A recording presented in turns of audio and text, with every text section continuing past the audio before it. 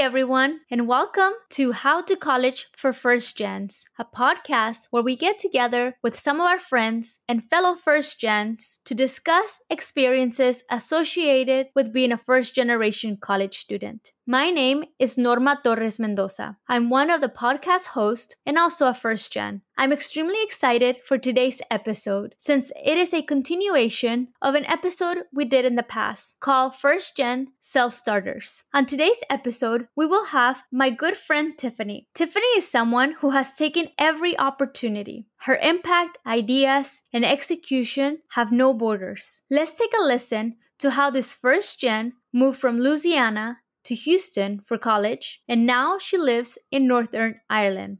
Yes, you heard that correctly. She lives in Northern Ireland, where she has opened her own coffee and bunkhouse. Let's get started.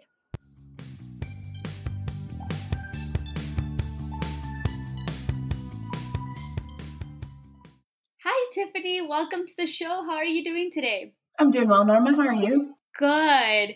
Tell our audience where you are located and how's the weather there right now? I'm located in the northeast coastal region of Northern Ireland in the UK, and it's about 50 degrees and raining right now, so very typical Irish autumn weather. That sounds actually quite beautiful, given that in Houston, Texas, we don't actually experience the fall here.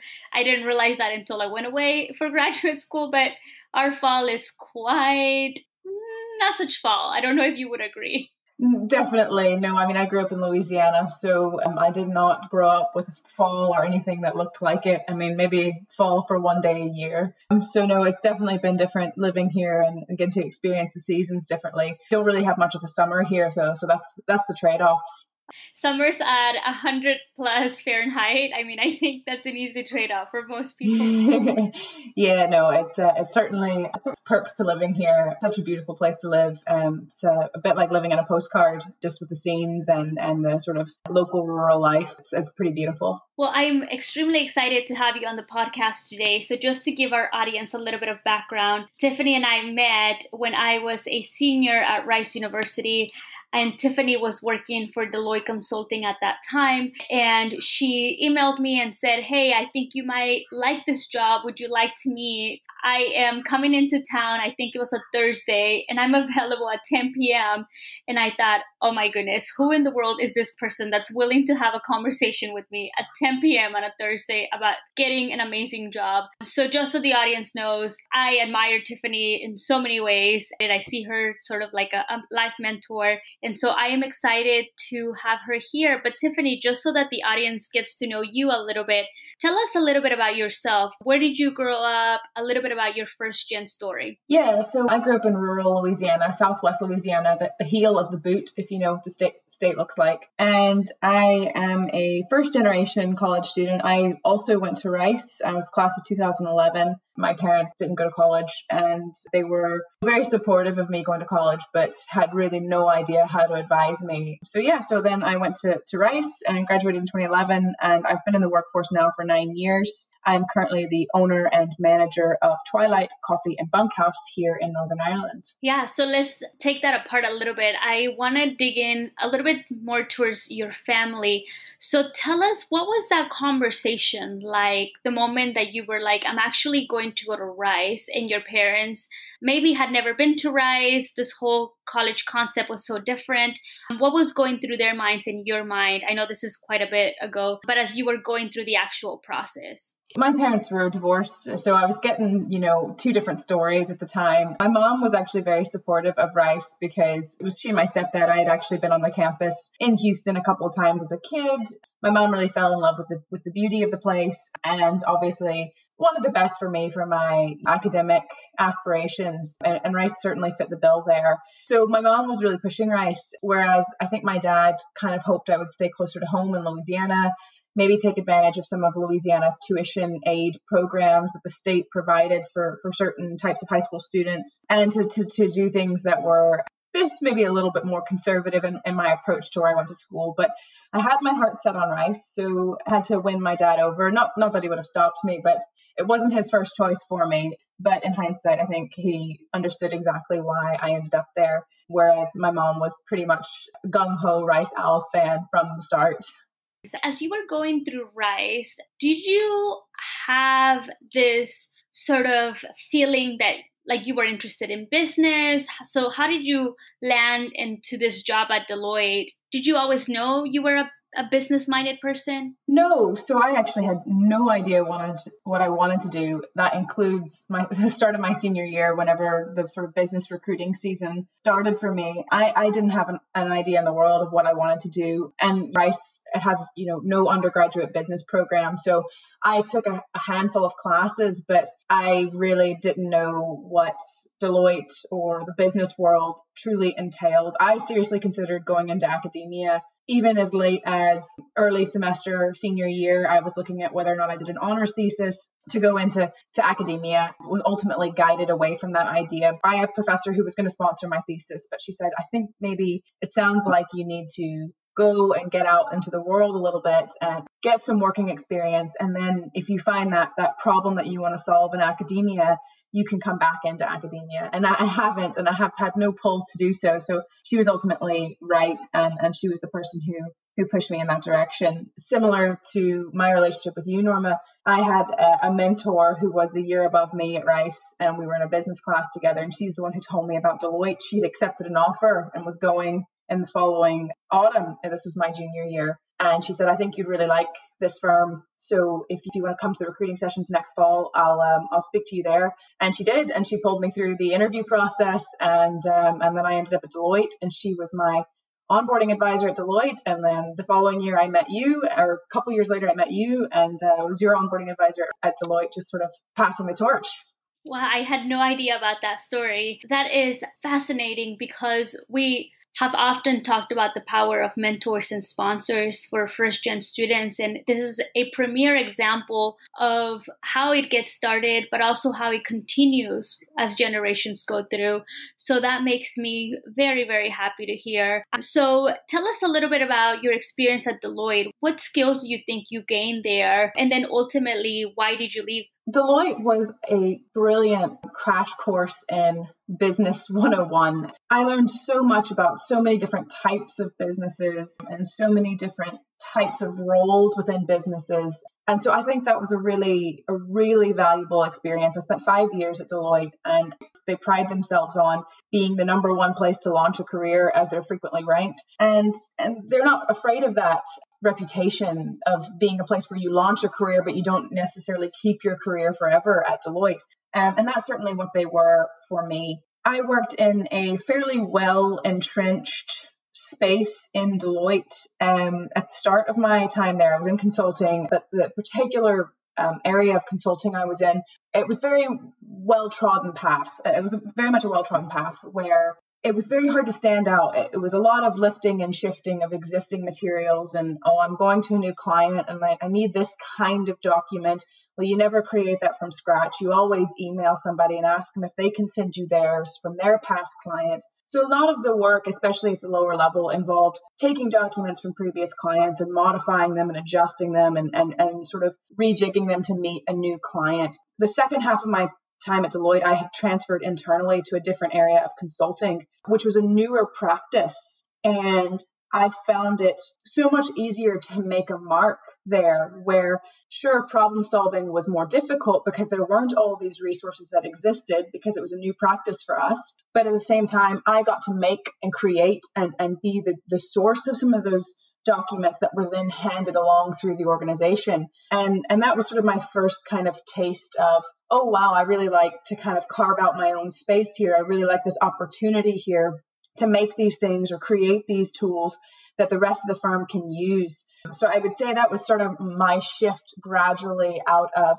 feeling comfortable or feeling perfectly satisfied with just the sort of normal 9 to 5, and started to feel like, oh, wow, I really like being in this new sort of growing practice where I'm really able to leave my own mark. That is super interesting, because if we begin to draw and connect the dots for a lot of the folks that we've had on the podcast who do have this innovator entrepreneurship mind is this need and want to leave a mark, and this need and want to do your own thing and to carve your own space, as you put it. So then tell us what happens next after that. So then you decide, I really like this feeling of producing something. So what does that translate to? Well, I wish I could say it was all career driven, but a lot of it was personal life. I met my now husband. He was a Northern Irish man living in Houston. He happened to be employed at one of the clients I was staffed at, and some of our mutual friends introduced us. And after living in Houston together for over a year and a half, his expat role was winding up at Hess, at the company he was at. And we decided to make the move back to his hometown so that he could be closer to his family. His mom and dad were entrepreneurs of a sort. They had their own business already running here. And he thought maybe he could come back and give them a hand as they were sort of getting older and approaching, what should be retirement for them, but, they were nowhere near it. So we came back first off with the mindset of expanding his parents' business to justify a salary or two additionally coming out of the business. And then opportunities arose here in our local community to purchase a building in an excellent location. And we started to sort of scheme between the two of us of what might we do with such a building. And given Northern Ireland's reputation for sort of a budding tourist industry with Game of Thrones filming locations and all that, we really saw an opportunity there. So I say the word opportunity, and that's really how I describe myself in my career moves. It's been very opportunistic. It's just, I've not always had a strong vision of where I plan to end up. It's that wherever I end up, I try to grow where I'm planted. So this is super interesting, because what you're saying is you actually did not have this vision of the bed and breakfast and the coffee shop that you have, but you had a space, and then that's when you all began to brainstorm, what do we do with this space, right? And what were some of the ideas that you all were playing with, and then how did you land to the idea that you have today? This beautiful big old building from the 1850s came up for sale for what we think now is a ridiculously good price. As we viewed the building, we're starting to think about, what does the village need? Our village is called Carnlough, and we were just sort of tossing ideas.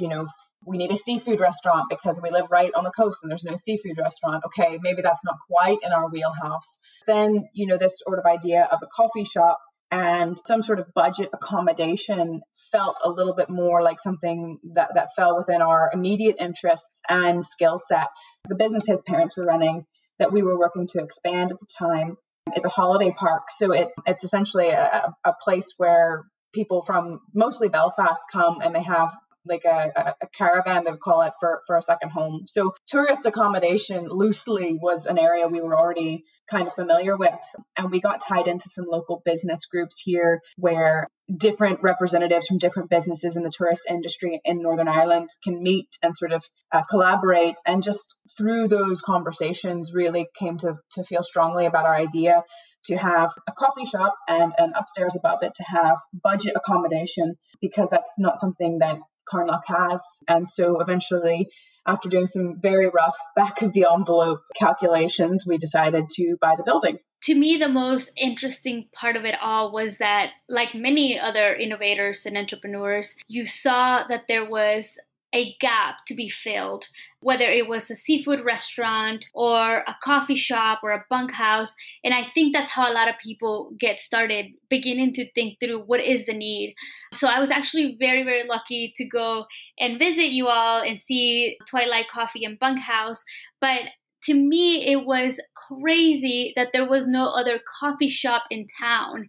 Can you talk a little bit about that, and why do you think that is? And are you all maybe creating a new wave of people that are interested in going and sitting down and having a cup of coffee? So tell me about the cultural aspect piece of it.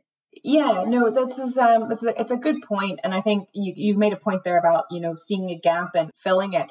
And I think that for me was a real eye opener about going your own way and starting your own business. As I've never really seen myself as a visionary. I've never been the big ideas person. My husband is, which makes us a really good team, but I'm the executor. I'm the one who puts pen to paper or puts the rubber to the road, whatever metaphor you like, and make sure things get done. So this idea didn't have to be radical.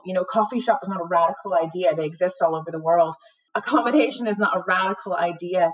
But for Carnlough, it was radical. And for Carnlough, it wasn't something that existed, but it was something that we saw that the market needed. Specifically, coffee in Northern Ireland specialty coffee is on the rise in Northern Ireland. And by specialty coffee, I mean that we're not just a little mom and pop shop where they make a little instant cup of coffee or pass out a rough cup of tea for you, as you will frequently find in small villages in Northern Ireland. But it was finding a reputable roaster with an ethical pipeline of products, getting really good equipment, and going to be the place where somebody who's a coffee fan comes for a real cup of coffee, which, Carnlough doesn't have anything like that. Like the other places that you'll go, you might get a rough brewed cup of coffee, or you're very likely to get instant coffee, such as the culture here in Northern Ireland, especially in the rural parts. So specialty coffee is on the rise. It's very trendy right now. And we had to consider, because if you look at large cities like Belfast or London or any places like that, like the market's actually approaching saturation. So we had to consider for ourselves, are we jumping on a sinking ship here? But rural Northern Ireland is still a lot further behind. So we thought, no, this is a way that we can build up our local community and make it somewhere worthwhile. And all that sort of ties into the growth of tourism in our area. And a village like Carnlough, which has seen a lot of loss of its own local industry, just given modernization and the fact that we've got large grocery stores that deliver here, means we don't need a vegetable shop or a butcher. We've got a Tesco, which will deliver out to our houses. It was kind of seeing that there's a new economy to be built in Carnlough around tourism, and this whole coastal region. They're trying very hard to push it. It is trying so hard to grow, but people don't want to come to a village where there's just one hotel and one restaurant and one shop and one attraction. You have to create a critical mass in the area. So for us, getting that coffee shop on the map, that even people will come from a little bit further afield where they're like, no, but Twilight has really good coffee. Like, they make a mean flat white. That's kind of what we were aspiring to for the coffee shop. And then the accommodation, to sort of add that breadth, because what we have here is a nice hotel, a very nice hotel. But what we didn't have was budget accommodation that suits groups or families, which is what we sort of aimed for with Twilight. To me, the most beautiful part of this story, Tiffany, is that you all are not just providing amazing coffee. You all are literally, and I guess figuratively, changing the culture of what it means to sit around and have a good cup of coffee and build community, as you all bring up the economic development of this village. And to me, I think those two big pieces speak miles for what the success of Twilight is. But let me turn it over to you and maybe tell us a little bit of what were some of those success criteria that you all had at the beginning, and do you think you're meeting them? Yeah, so you've hit on a key part for us, which is the social connection part of the business, which obviously in this pandemic has been very hard for us to see, the limitations on social interaction. However, in the grand scheme of things, we're going to get past this, we're going to move on. So at the start of it, that was another gap that we had identified in the area, which was, other than a pub, there was nowhere to go and meet a friend to have a small gathering, not over dinner. There was nowhere for a mom's group to go with their babies and their strollers and go and meet and get some social support, or older people who didn't want to be in a noisy pub where they can't hear each other. So the social aspect of our business, that has been, a key indicator for us that we've had success, is that people just like to come and meet for, like, let's go down to Twilight and meet for a coffee is a thing that people say. And like, that's just huge for us. Like, it's not just our family, it's our friends like to come and work there, but then it's people we don't know. A big indicator of Twilight even growing beyond us and beyond ourselves is, in some of our earlier days, I would say possibly in November or December, I happened to be on the coffee machine as barista. And these two ladies came in, and I did not know either of them. I'd never seen them before. And at this point, I've met a lot of local Carnlough people, so I can be relied upon to recognize many. Did not know these women before. And I heard one of them telling her friend about the coffee shop as she was walking through. And she's like, oh, and they have a sunroom back here. And look, you can go through back here. And she was showing off the space as if it was her space. And that was really a true indicator that it had become a part of the community. It had come to belong to the customers as well. When two customers that I didn't even know, one was showing it off to a friend who'd never been there before. So that that's been a really huge moment for us. It was definitely a massive sort of realization for me. A success otherwise, there's a tangible factors like turnover. We're very happy with the way things have gone, even despite the fact that there's been a pandemic. We've managed to serve a lot of customers over the summer. Summer's our busy period. Carnlough is a very seasonal village. So those are great things. But yeah, we've built some loyalty. We've got regulars. That means a lot to us as an indicator of success, people who want to keep coming back. And yeah, like we don't really get many complaints about our coffee, and that's the main thing we do. So good customer feedback, good customer retention, obviously the turnover and the figures there. Our staff have a really great culture, really great atmosphere. That's a marker of success for me. And then yeah, as we've talked about, just sort of that impact on the community. So you alluded a little bit to this earlier on, that Rob, your husband, is sort of the visionary of this. So tell us, what has it been like working with your partner, not only your significant other, but also as your business partner? So that'd be part one. And then part two, obviously not all of this has been grandiose and beautiful, Instagrammable, if you will.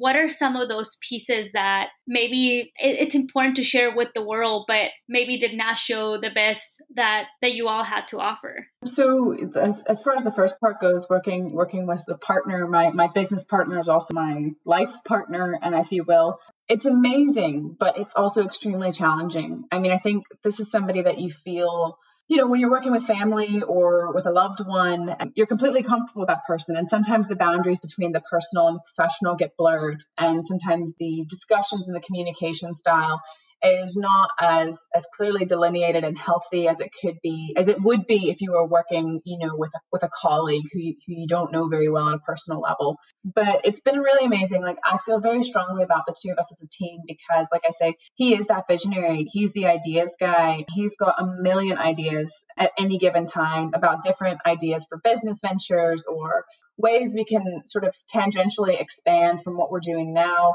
ways we can improve Twilight's offerings. This is just, his brain is just going nonstop. And mine doesn't work that way. I'm really good at execution. I'm really good at operations. I'm good at processes. I'm good at standard operating procedures. Those are the things that really are within my wheelhouse. So together, I kind of like to say that he's the one pushing the gas and I'm the one pumping the brakes. But it makes us, you need both to drive a car. So it makes us a really strong team. So yeah, no, it's been brilliant. Like, I love it. I love that, our work day involves each other so frequently and that we can spend that time together because we enjoy working together and we enjoy being a part of each other's work days and being a part of each other's work successes. For the second part of the question, as far as things that haven't always gone well, we've been fairly lucky. There's been no massive stumbles. I feel like I urge to knock on wood whenever I say that. Right now, our biggest struggle is actually pandemic related. It's the fact that there's a lot of restrictions in place here in Northern Ireland around masks and around social distancing. And there's also a level of awareness that Rob and I have and concern that we have that makes us a lot more strict with our business and a lot more strict with our customers as far as what we accept and the processes for serving things out that some of our customers are not used to seeing. Not all businesses are being this particular. We're all drained. Everybody, I think, across the globe is just drained emotionally and mentally with this whole pandemic. And sometimes it means our frustrations are very high. So when a customer comes in and it's the millionth customer in this month to ask you how they're supposed to drink coffee with a mask on, and you're very just tired of it, it's very tempting, not that we have, but it's very tempting to tell them that you can go elsewhere, please, just go somewhere else. So right now, I think there's a little bit of a loss of that romance with our customers, where we're like, oh my gosh, we just love our customers and they just love us. And so that has definitely been a frustration of ours. And it's certainly been a drain on, everybody's sort of mental reserves and resources. So that's definitely something that I think we're working through right now. And another one is more where I'm concerned is that I would struggle again with this whole visionary versus executor thing. I struggle to push the business forward. I like to get comfortable and I like to get into a groove and we're doing our coffee well and we're doing our baked goods well. I'm very happy with how it's running. We've managed to get ourselves open to 7 days a week and we're working late nights. I'm comfortable with that. Whereas, Rob has got this mindset of continuous improvement and continuous growth. And that includes, do we change our menu? Do we expand our menu? Do we offer more foods? Do we change this? Do we do that? Do we do something different? And I really struggle with that sometimes because that's just not my style. I like to get into my comfort zone and stay there. Whereas, he's always really pushing. So as far as moving the business along, I think that's another area where we definitely need to stay on our toes and really focus on kind of how do we keep growing and offering new things, because ultimately, you have to grow and you have to change, and you have to keep yourself fresh and up with the times and bring on new things and try stuff and see what works. And sometimes that's very hard for me to do. We feel you. I mean, this pandemic is crazy, just to address the first point. And I think what we're seeing here in Houston, at least, is obviously hitting the small businesses a lot more. So Plaza and I obviously try to go to like Campesinos or any other small coffee shop to be able to do our part, whatever we can. So here's a shameless plug for buying local and buying from small to medium businesses. And then the second piece is I get you. It is so hard because you're right. It's like things are going well. It's working. And yet, though, like you want to continue to innovate and you want to continue to offer your customers some type of diversity. But I hope you all continue to have those baked goods because they're so good. I can't even remember how many I ate that day. They were so delicious. No, I know we're no, those are definitely doing well. So the only change would be from there if we could bring it in house to do it ourselves. But no, for now, there's no plans to change our suppliers. Good.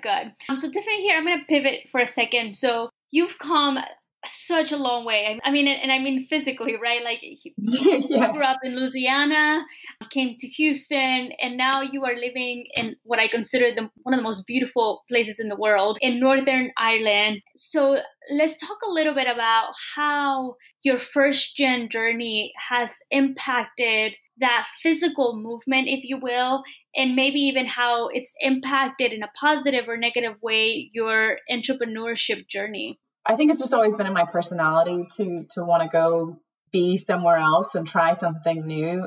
I've never really been a homebody, and I think being a first gen college student meant that at some point I was a first gen aspiring college student in high school. And even before, it did make me a little bit of a black sheep, because even when my parents remarried and my step parents, had college degrees, they were from local universities. It's not like they went particularly far. For example, I never really had Harvard on my radar or anything like that.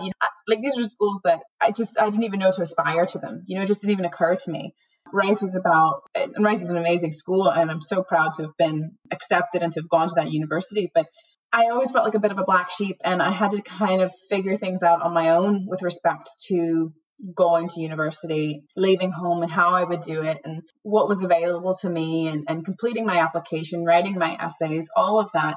I was sort of left to my own devices. And it was fine, because I was very used to, in that particular aspect, I was very used to charting my own path, because I had aspirations for myself that didn't really match up with the local area. I don't think there was a single other person in my high school class who left the state for college and stayed out. I know a couple who left the state, but eventually transferred back to universities closer to home. So I was definitely always a bit of a black sheep. So as far as my physical move went, it was always within my capabilities. My dad had sort of a realization when I was working in Houston, and he was like, I've just realized that you living and working in Houston is possibly the closest you will ever live to me again.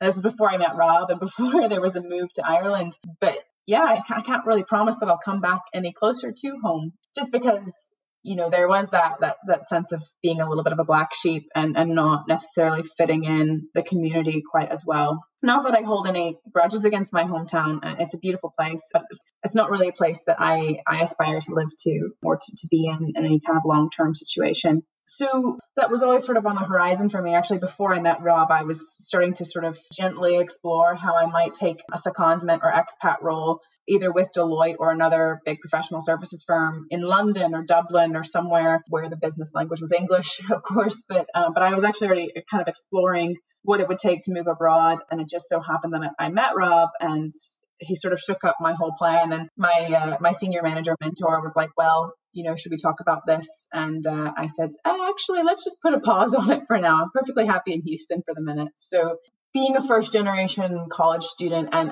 did actually serve in some ways for me personally to loosen my roots. And, they talk about you can't have roots and wings. I sort of shifted more towards the wings part of things than I did towards the roots.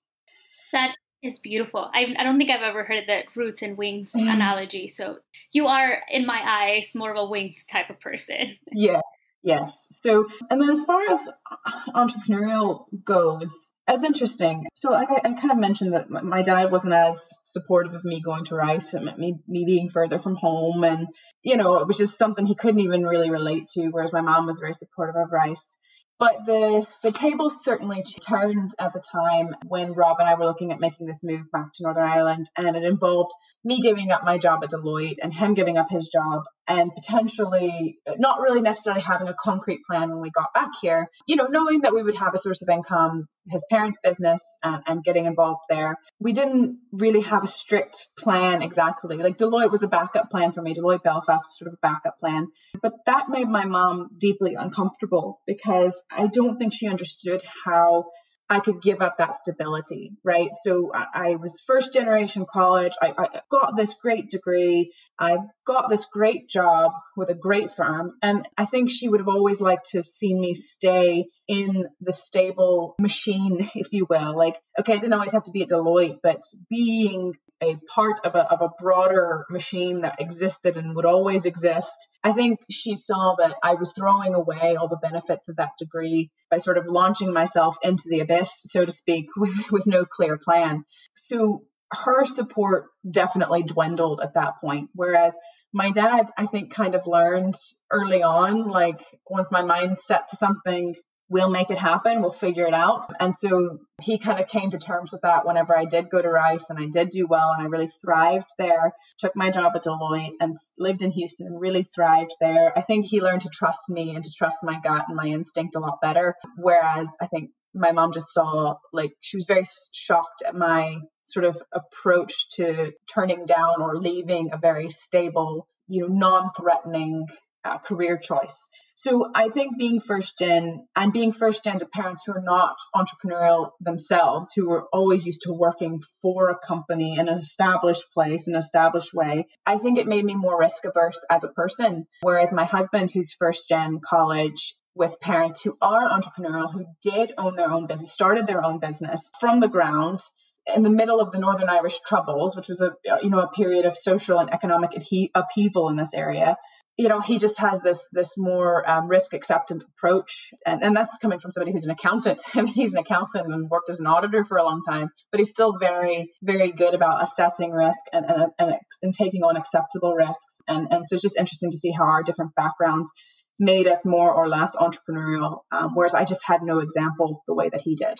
And that brings up a really interesting point. So what tips or advice do you have for other first gens who might be considering leaving their 9 to 5, 9 to 9 p.m. for some of us jobs to take this leap of faith and to sort of build your own product or service and to carve out a space for you? But I think some of the things I've learned in this process anyway is about knowing your strengths and knowing who you'll need, because you're not going to be able to do it by yourself. No person, and maybe there is a person out there, but not many people out there are in one person, that visionary, that executor, and there's a third type called a processor. I was reading an article about this. No one person is all three of those styles. So if you're a visionary and you've got vision, like that's brilliant, but you're going to need a person who helps bring your pipe dream to reality. Alternatively, if you're more like me and you are the executor and you're like, just give me a task, just give me anything, give me a project, give me an idea, and I'll start to refine it and make it real, then you need to find out who that visionary is that you want to attach yourself to. And knowing your areas of your strengths, you're not going to be able to do it by yourself. So taking the time to learn that about yourself and learn what situations make you uncomfortable and what situations you really, really, really are successful in, and try to find those people who will match up with you. I think it would be extremely hard to try to just do this by myself. Being a part of sort of a duo in this case, but also the broader family, which is family in our case, but it could be just community in anybody else's case. Knowing where you need help and where your strengths are was really important for us and for me personally. And then sort of, for me, I kind of referenced this earlier, but it's really about working with the opportunities that are available to you where you are or where you want to be. It doesn't have to be a radical idea that literally nobody else has ever thought of. Because I can assure you, loads of people have thought about specialty coffee shops. Yes, if you were trying to start a fashion business in New York City, yeah, you would need to be pretty radical. And that's great if you have that idea. But again, I say about really growing where you're planted. Where are you? Where's your community? Where do you aspire for your community to be? And what does that community need? And it might not be the most innovative idea you've ever heard of, but one idea leads to another. And so trying to fill a gap, even if it's with something that doesn't seem all that exciting, but is something that you're passionate about, then might grow into, well, now that I'm a part of this industry, or now that I'm a business owner in this area, I can see where there are other gaps and other problems to be solved. But you don't always know that until you're actually in it. So the point is to get your foot in the door with an opportunity that suits you and suits where you are and suits the market that you have in front of you, and then refine over time, your problem solving approach to other problems. Tiffany, that is extremely helpful. And I think it provides our listeners with a roadmap to begin to follow and fill in for themselves. So I greatly appreciate that. Before we drop off here, if you could tell our listeners where to follow you online, how to find a Twilight Coffee in Bunkhouse, anything that you want to plug in here. Yeah, well, if you're ever in Northern Ireland, you know where to come, Carnlough. You can find us on Instagram. We are Twilight Antrim Coast, or our Facebook is Twilight Coffee and Bunkhouse. So you can give us a follow. We love our space. We think it's pretty cute and trendy and full of plants. We sell really good coffee, and we've got great budget accommodation. So if you find yourself traveling in Ireland, don't skip Northern Ireland. It's beautiful. Don't skip the North Coast, but also the Antrim Coast, which isn't quite at the top of the island, frequently gets overlooked, but it's beautiful and it's worth spending a bit of time in, Norma, as you can report. Oh, for sure. Plas and I are trying to figure out how to get back there as well, as soon as we're allowed to travel outside of the US. But in my opinion, it is, like I said before, one of the most beautiful places on earth. And I've been very lucky that I've traveled to many, many countries. And so I highly recommend it. Highly recommend the coffee. When I was visiting you, we went and visited other places to get coffee. And not that I'm biased and that you are my friend, but I actually thought it was the best cup of coffee that I had while I was traveling up there. And not to mention the biscuits. Oh my gosh, so good. My mouth is watering right now. Well, good, Tiffany. We thank you so much for being on the podcast. And we look forward to hopefully seeing you in person sometime when we can get our travel plans together to come up to Northern Ireland to see you and Rob. Definitely. Glad to be here and to spend some time with you. Well, that's it, folks. This has been an amazing conversation. I was so glad to be able to share the story of my good friend and mentor Tiffany with all of you. To me, this is such an inspiring story because the message is loud and clear to my fellow first gens out there. Your dreams and goals should have no limits or borders.